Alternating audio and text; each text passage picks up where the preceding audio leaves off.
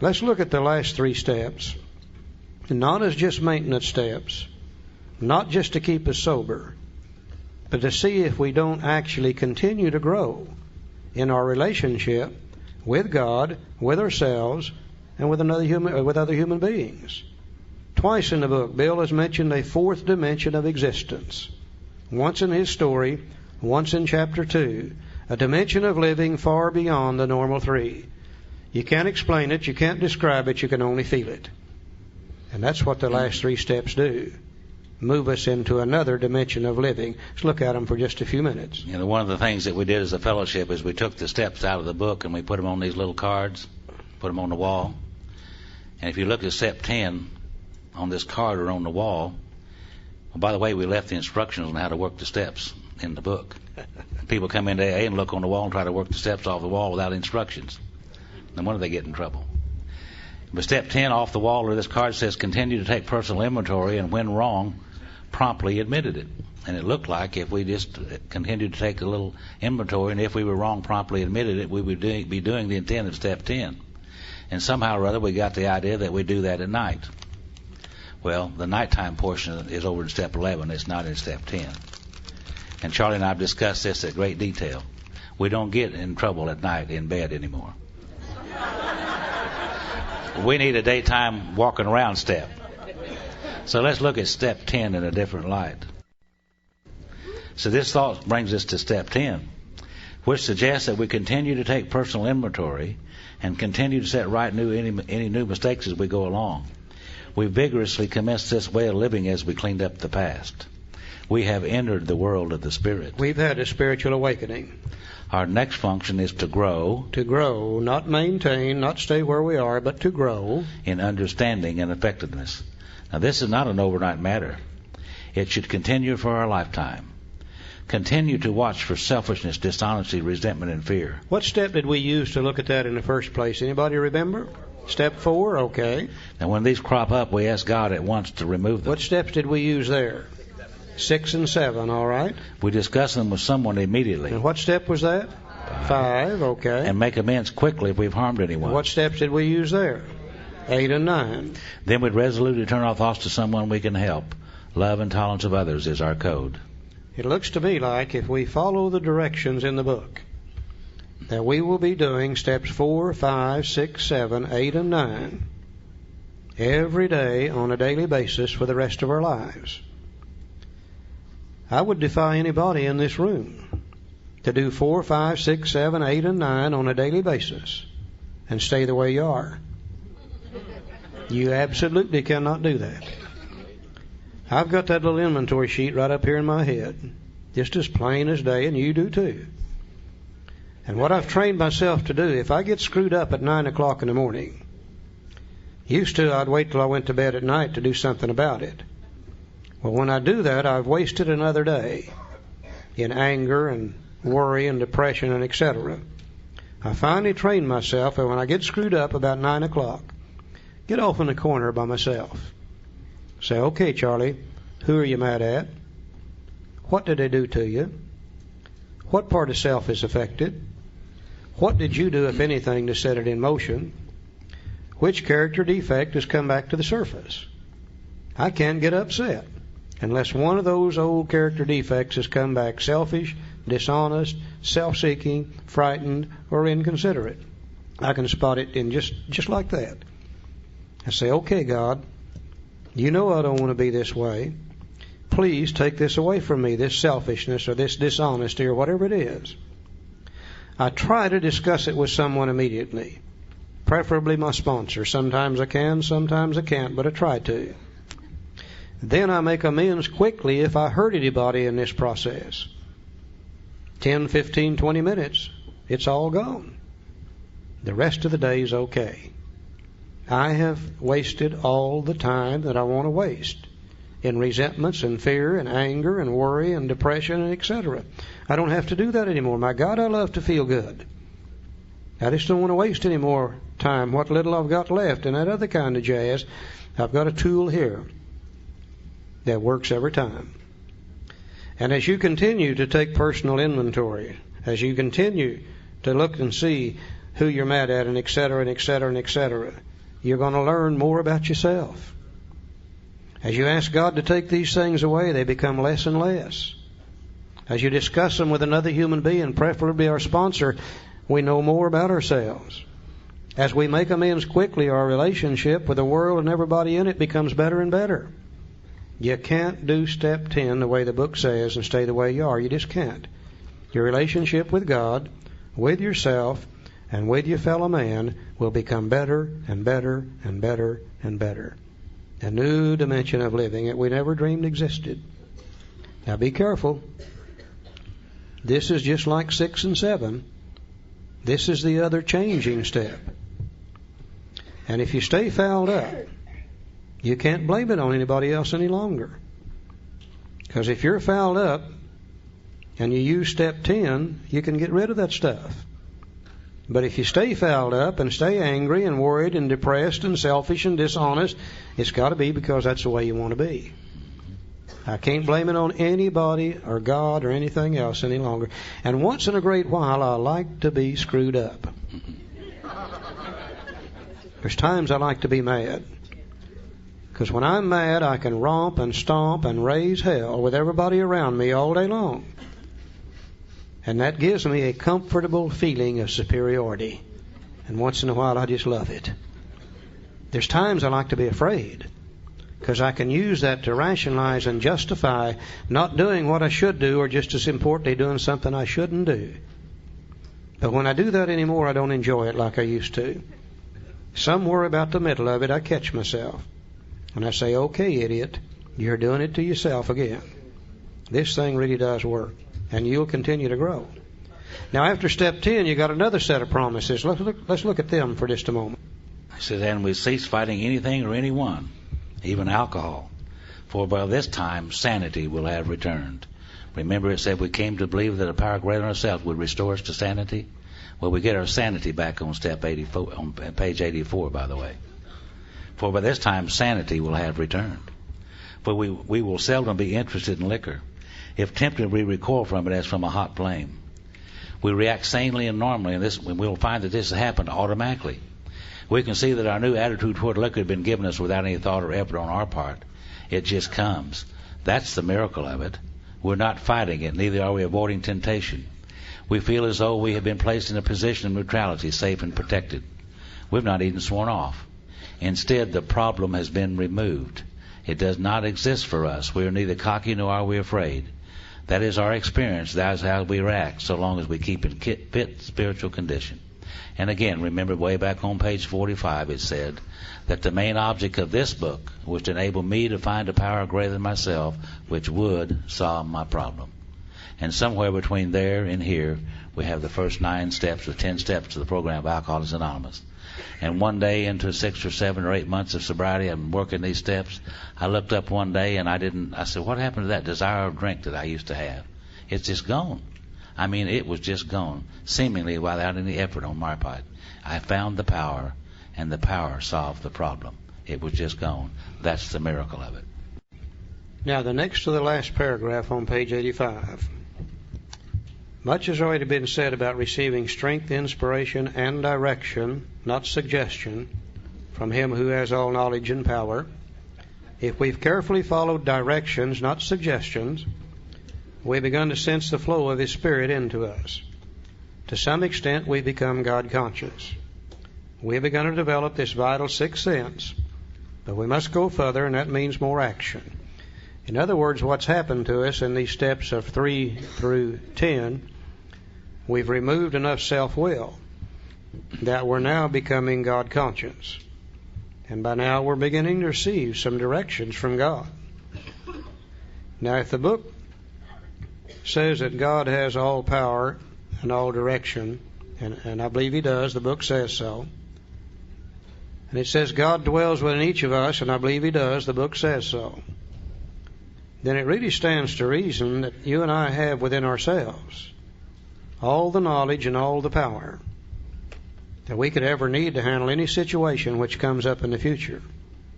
It's called a sixth sense of direction. I've got 5 senses. Everything I know on a conscious level, I learn from those. I can see and I can hear and I can smell, and I can taste, and I can touch. But what little bit I've learned through my 5 senses of direction is just a small amount of knowledge. But if God has all knowledge and all power, if I can tap into Him, then I can handle any situation in the future with God's help, whatever it might be. It's long been known we do that. You develop the 6th sense of direction through prayer and meditation. Most of us, we get here, I didn't know anything about meditation. I thought meditation is when you tried to clear your mind of all thought. Well, I've never been able to do that. When I wake up in the morning, that sucker turns on and it will not clear out.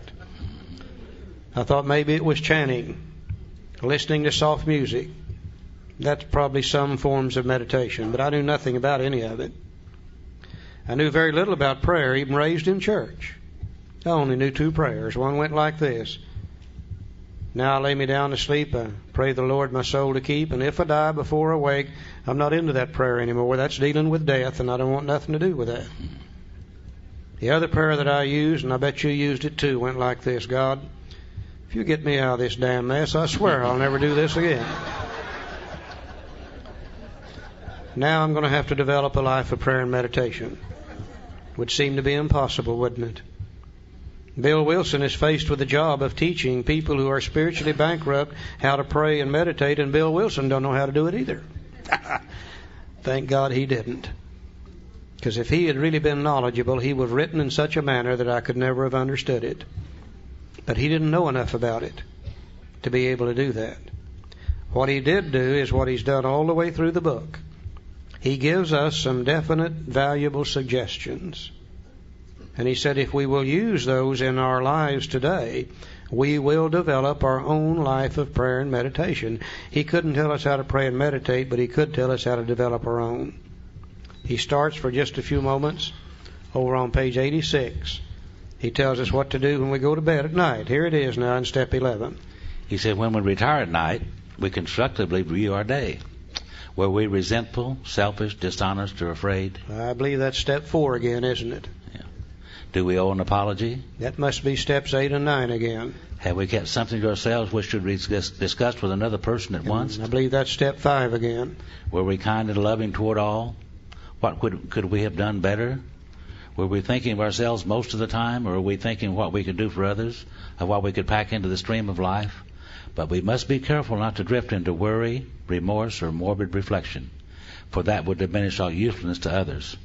After making our review, we ask God's forgiveness and inquire what corrective measures must be taken or should be taken. There's steps 6 and 7 again.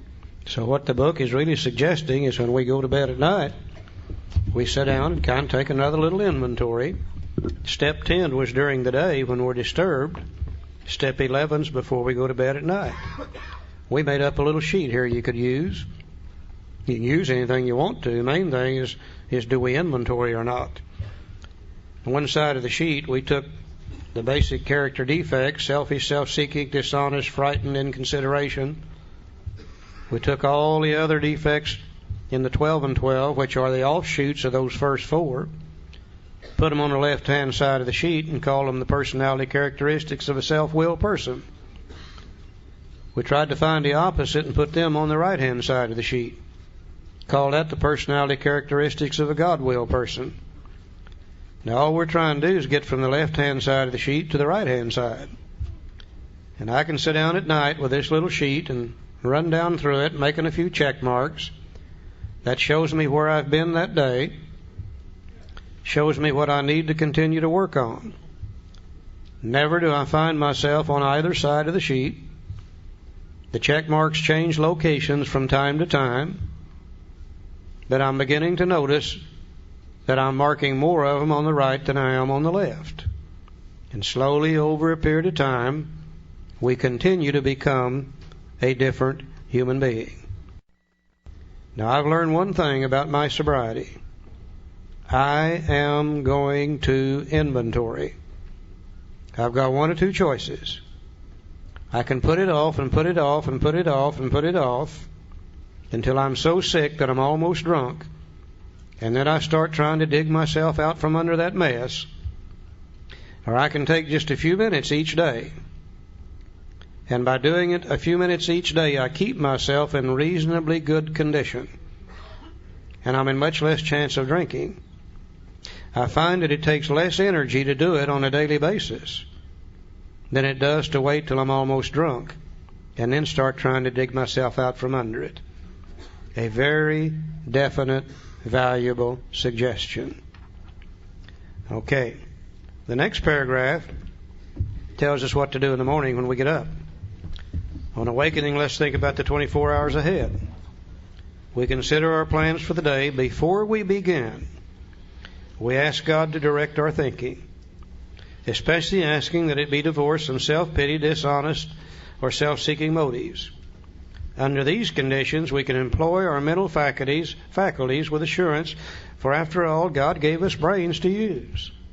Our thought life will be placed on a much higher plane when our thinking is cleared of wrong motives. Most of us get up in the morning, first thing we do is go to the bathroom. One guy told me the first thing he did was get on a treadmill. I said, man, you got a better bladder than I've got. I go to the bathroom first. Then we head for the kitchen. And we get a cup of coffee and maybe a little food, and we feed the body. We get the body taken care of, we go back to the bathroom again. And you ladies fix your hair, and we men fix our beards or faces or whatever. And we get that part of us done, we go to the closet. And we begin to pick out the clothes that's going to cover the body during the day. Got to make sure they match now. We've got to make sure they match. They're the right color. We spend lots of time on our clothes. After we get the body all taken care of, we feed the cat or the dog. We start out the door. We lock the door behind us. We don't want anybody to steal our junk. We go out to the car and we check the air and the tires and we check the fuel in the fuel tank. We turn the switch on, start the motor, and we take off down the road. But what did we do about our minds that morning? We took care of all the material things, including our body. What did we do about our minds? Our minds are going to run the whole show all day. Did we check the air there? Did we check the fuel level there? Did we feed the mind a little bit? If we would take 5 to 10 minutes in the morning to ask God to direct our thinking throughout the day, ask God to give us the right thought and action before we even start thinking about the day, then chances are our thoughts about the day are going to be in better shape. If we spend 5 minutes in the morning there, coupled with 5 minutes in the evening when we go to bed, there's no telling what we could do with our minds. If we spend as much time on our minds as we do on our bodies, my God, we could become anything, couldn't we? If you've spent 5 in the morning and 5 in the evening, you've still got 23 hours and 50 minutes to screw the thing up. It only takes a little bit of time. Very definite, valuable suggestion. In thinking about our day, we may face indecision. We may not be able to determine which course to take.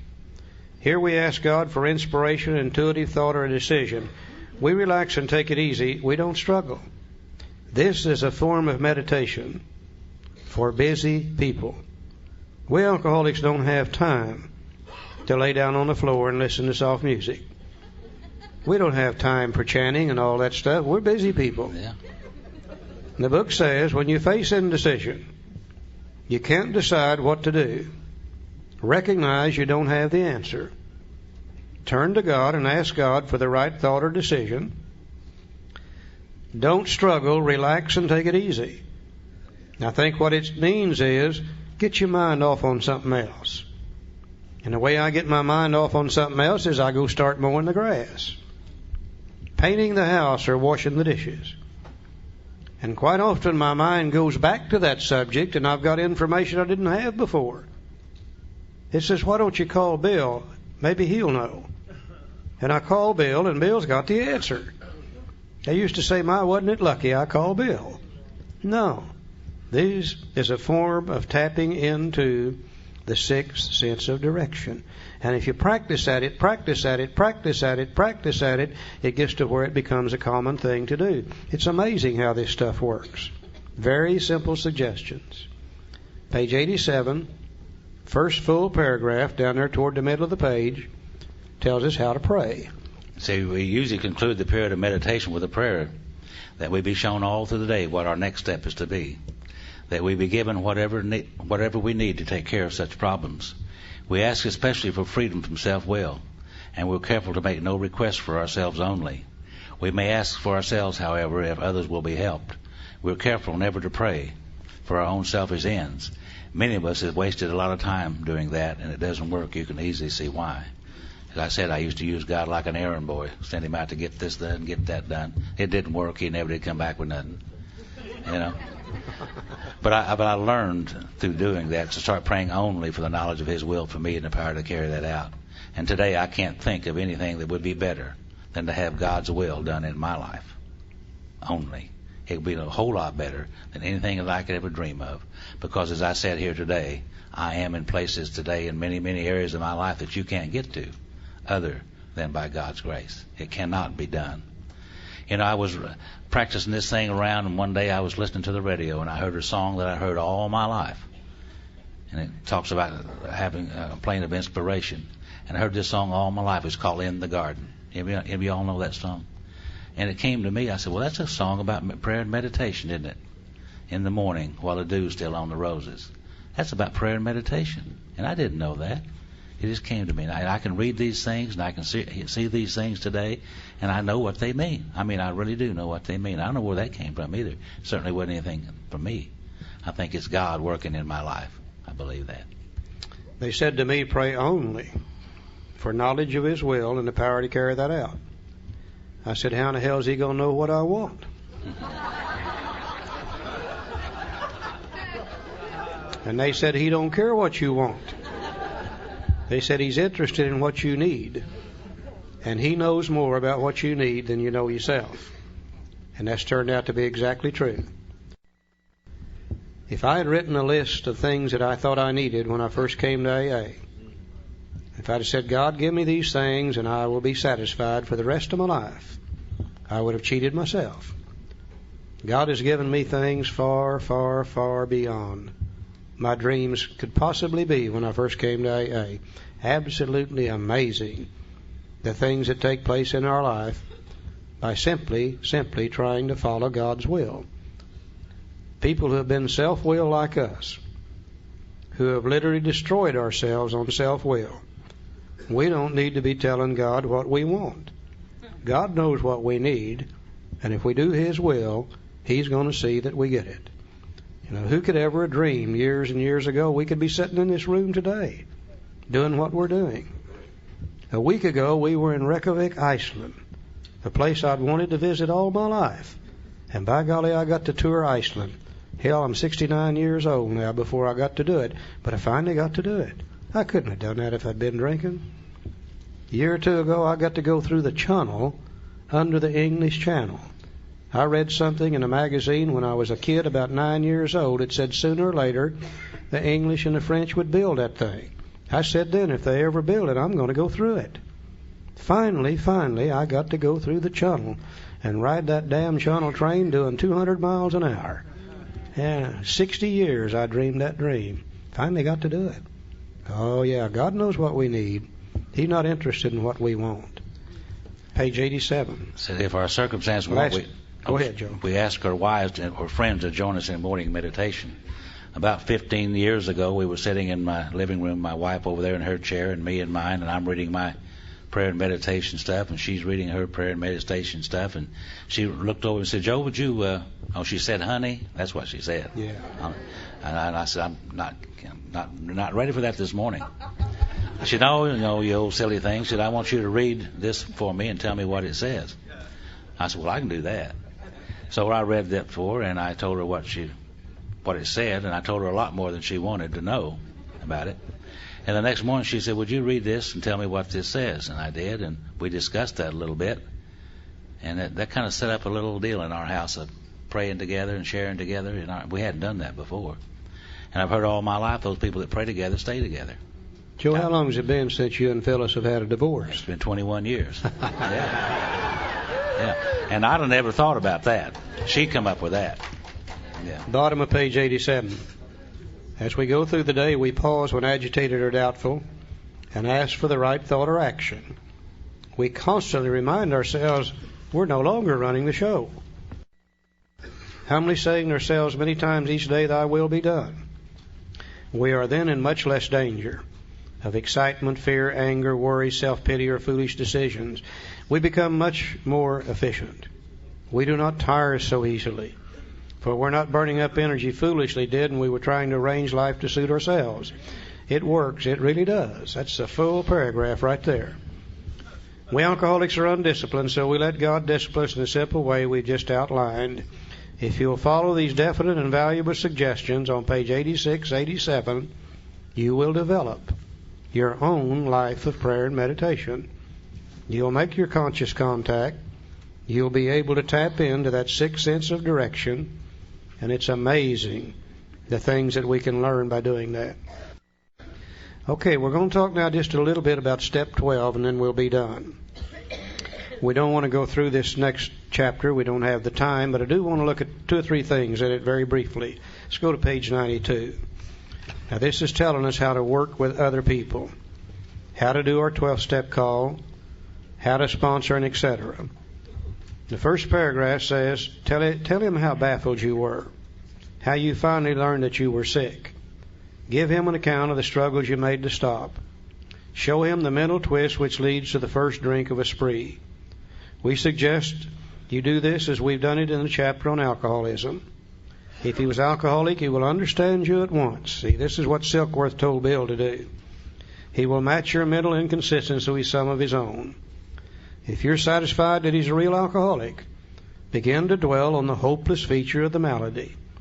Show him from your own experience how the queer mental condition surrounding that first drink prevents normal functioning of the willpower. In other words, we share our story, and we show him our allergy, our obsession of the mind, our hopeless condition of the mind and body, and if he's a real alcoholic, he'll match it immediately. We get his attention that way. We tell him exactly what's wrong with him. Page 93. Let him ask you that question if he will. Tell him exactly what happened to you. Stress the spiritual feature freely. If the man be agnostic or atheist, make it emphatic. He does not have to agree with your conception of God.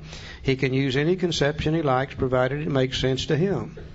The main thing is that he be willing to believe in a power greater than himself, and that he live by spiritual principles. And sharing our story and telling him what happened, then we get the idea of the need for the spiritual experience across to him, after we got his attention by talking about the problem. Page 94. Outline the program of action, explaining how you made a self-appraisal, how you straighten out your past, and why you are now endeavoring to be helpful to him. Talk to him about the program of action. Take him by the hand and walk with him through the program of action. You see, it's suggesting here that we do the same thing the first 100 did. It's suggesting here we do the same thing the Big Book does. You see, the Big Book was the 12th step in print. They could not go call on that person individually. So the book had to tell him the problem, tell him the solution, show him the program of action. Now, it's just as valid today, working with other alcoholics, as it was in 1939. We need to have no question about how to 12-step. We need to have no question about how to sponsor. This chapter tells us exactly how to do it. And I said to my sponsor one time, I said, well, I'm afraid to work with another person. I'm afraid I'll hurt them. And he said, Charlie, you can't hurt them. He said, they're going to die from alcoholism anyhow. That there's no way you can hurt them, and you might help yourself. So if you're not working with others yet, for God's sake, start. The 12th step has 3 pieces in it, very briefly. The first part is the greatest promise in the book. Having had a spiritual awakening as the result of these steps. I think that promises to me that if I apply the first 11 steps in my life to the best of my ability, I will have a spiritual awakening. Now, what is a spiritual awakening? A personality change sufficient to recover from alcoholism. Bill tells us in the 12 and 12, there's many kinds of spiritual awakenings there are people in AA. But they've all got certain things in common. That is, that we're able to feel, believe, and do things we could never do before on our own strength unaided. I feel things I've never felt before. I feel love, patience, tolerance, compassion, and goodwill toward my fellow man. Before AA, I could have cared less about you. Oh yeah, you could have some, but I always got mine first. I don't feel that way anymore. I believe things I've never believed before. I believe God is a kind and a loving God. I believe He stands ready to help any human being anywhere in the world the instant they're ready to give up on self-will and turn to Him. When I came here, I thought He was hellfire and brimstone. I thought He was a God of justice. Thank God He's not a God of justice. If He was, I wouldn't be here today, would I? Some of you guys wouldn't be here either if He was. Surely, surely He's pure mercy, pure love. Believe that with all my heart. I can do things I never could do before. By golly, I can stay sober. I never could do that before. And because of the fact I'm sober, I'm allowed to do many, many, many, many things that I never dreamed that I could ever do. Like being here, going to Iceland, riding under the Channel, going to Paris, France. Things that I never could do before. So surely I've had some kind of spiritual awakening. Now, I'm charged, though, with a responsibility. There really are no free rides. You do have to pay for what you receive. I am now charged with the responsibility of carrying this message to other alcoholics. Not a message, not the message, not some message, this message. What is this message? Having had a spiritual awakening is the result of these steps. I'm not like I used to be. Now, if you're in AA today and you're all screwed up and you don't feel good, if you've been doing a little drinking or even thinking about doing a little drinking, I know exactly where you're coming from. That's where I came from too. But I applied these first 11 steps and I had a spiritual awakening, and I'm not that way anymore. And if you don't want to be that way anymore, then you apply the first 11 steps and you won't be that way anymore either, because you'll have a spiritual awakening. It's the only message that AA's got. Some of us start fancying ourselves as healers, marital advisors, spiritual advisors, economic advisors. God, I don't know of anybody that screwed those things up worse than we have. No, we just know one thing. And let me tell you something. The one thing we know it better than anybody alive. You and I know more about alcoholism than anybody alive. We're the only people that's ever experienced it. We know more about recovery from alcoholism than anybody alive. We're the only people that's ever done it. I think we're the luckiest people in the world. I think surely, surely, surely God got tired of seeing people like us die back in the 1930s. I think He decided to do something about it, and He's always worked with people through people. I believe He picked Bill and Bob, the first 100. I think He picked Abby Thatcher and Dr. Jung and Dr. Silkworth and the Oxford groupers and that whole bunch, and put it together so we could have it today. Now, if that's true, and He picked people then we've got to realize that all those people are dead and gone. They're no longer here. If He picked them then surely He's still picking them today. There's not an alcoholic in this room that ought to be here. Every one of us ought to be dead. Some of us 2 or 3 times. And we said, my, wasn't we lucky last night? I don't think luck had anything to do with it. I think God picked you out, let you suffer your alcoholism so you would learn what He wants you to know. And then when He got ready to use you, He removed the obsession to drink. And that's the only reason we're here today, to be able to help other alcoholics. They tell me that 97 out of 100 of us are going to die, never even knowing we're alcoholic. If that's true, 3% of us are stumbling in the doors of AA. Less than half of us are recovering. We're talking about 1 out of 100. I used to say, God, why am I an alcoholic? Today I say, God, why am I not one of those dying from alcoholism? He's got a job for me. He's got a job for you. And it's only when you fit into God's plan for you that you really become happy. I think every human being on earth today, God's got a certain purpose for them. And I think ours is to carry this message of recovery to other alcoholics. We have the ability to avert death in countless thousands and thousands of people. Very few people have that opportunity. Carrying this message is very simple. Just do it like the book says to do it. And it always works for those that want it. If they don't want it, we can't do a thing about that. The final thing I have to do is practice these principles in all my affairs. Now, what are the principles? Oh, we hear arguments about this all the time. The principle of one is this, and the principle of the one, two is that, and No, I think he's referring to the steps. He said, having had a spiritual awakening as the result of these steps, he already used steps once in step 12, so he's not going to use it twice. So this time he'll call them principles. Another place he calls them proposals. In the front of the 12 and 12, he says the 12 steps of Alcoholics Anonymous are a set of principles. He's referring to the steps. Now, it's easy for me to practice the 12 steps of Alcoholics Anonymous in AA. I love you. I hope you love me. And we're going to do our best not to hurt each other. But I'm only in AA at the most an average of an hour a day. What do I do the other 23 hours? Can I practice these principles, these steps in my home with my spouse?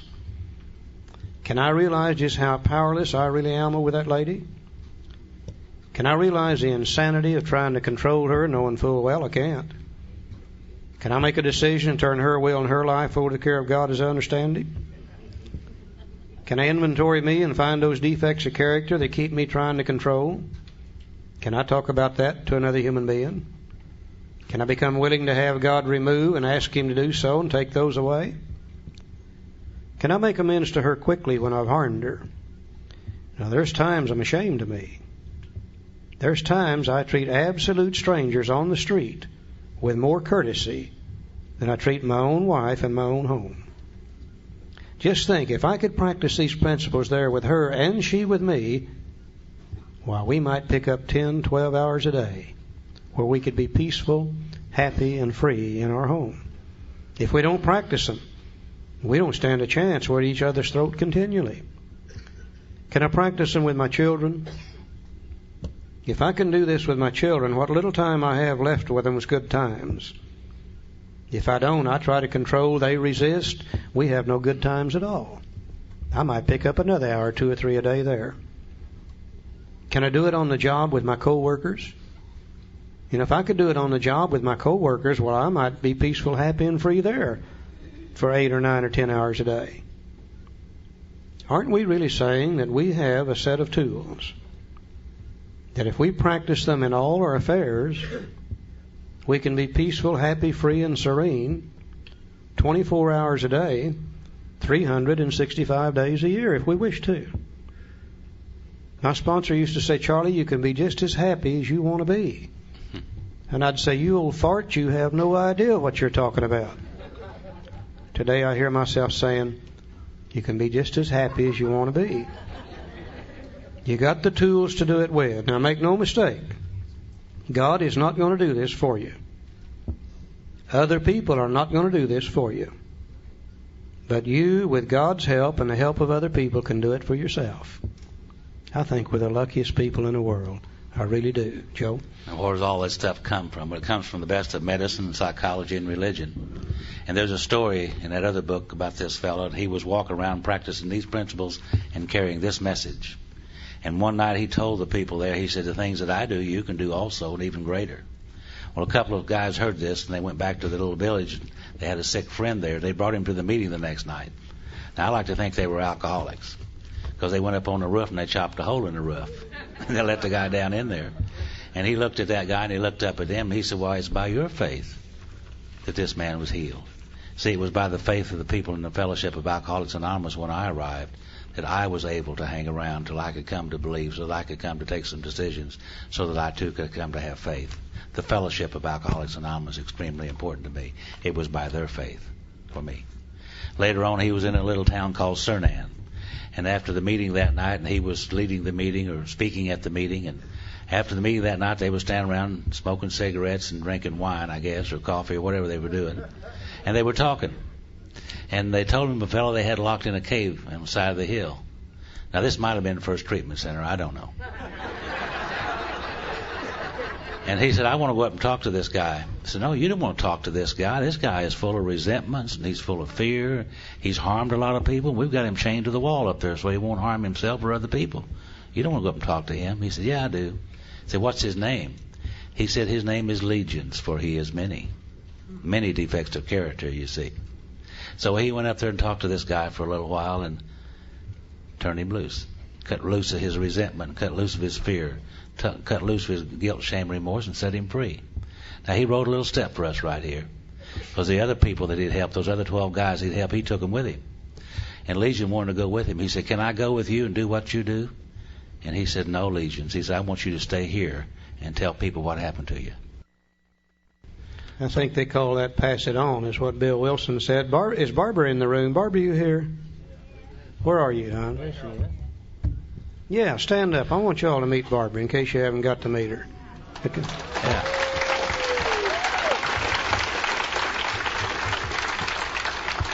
You can tell by looking at her why I'm in love with her. She's red-headed. Okay, let's go to page 164. Said our book is meant to be suggestive only. We realize we know only a little. God will constantly disclose more to you and to us.